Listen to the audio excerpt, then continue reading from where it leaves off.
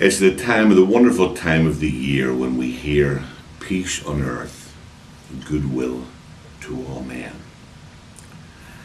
In my generation, peace became all things to all men. It meant everything. In the book of Isaiah, chapter 9, verse 6, the good book says, "Unto us a child is born, unto us a son is given, Jesus Christ. The government shall be upon his shoulder.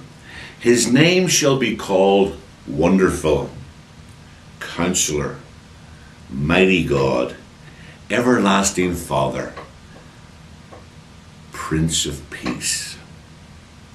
This is the Father's love gift to the sinful world, Jesus the Christ, the Prince of Peace, who takes care of all the disturbances in our lives.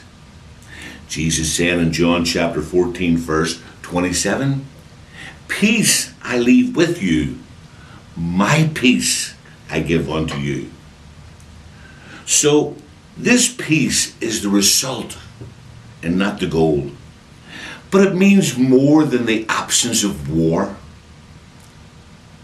I wish there was no war in Afghanistan, Iraq and all around the world, and Northern Ireland, India, Ethiopia, China, everything else. But it's more than the absence of war. It's more. It's more than tranquility. It's more than serenity and calmness. In the Old Testament, the Jew didn't have the problem with the word that we do. The word is a living, vibrant thing that made for the well-being of mankind. The word shalom. Dr. George Morrison, here's what he says the word means. He says it's the possession of adequate resources. Isn't that a good expression? The possession of adequate resources. I like that. Nothing to do what's going on the outside, but everything to do with what's going on in the inside. In the inside. The Shema, loving God with all of your heart, soul, body, strength.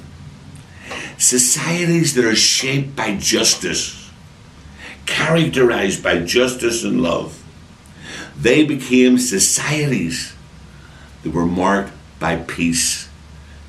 So peace is not the goal. Peace is the result. Peace is the result. And it's much more than this, oh, I just want to be calm today. I just want this inner tranquility. I'm all for calmness and inner tranquility and contentment. But the peace that the Bible speaks of, it comes about from a strong faith and trust in God Almighty and what He is doing in our world. It comes from God Almighty. You know, some folks are struggling today.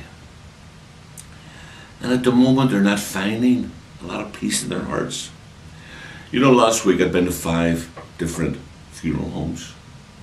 People who had lost loved ones. I buried a dear friend yesterday. Buried another lady last Thursday.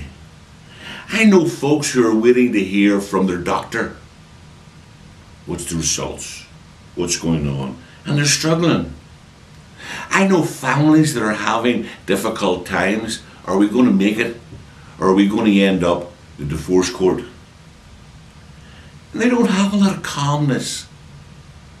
They don't have a lot of serenity. They're struggling and they're tired and they're weary.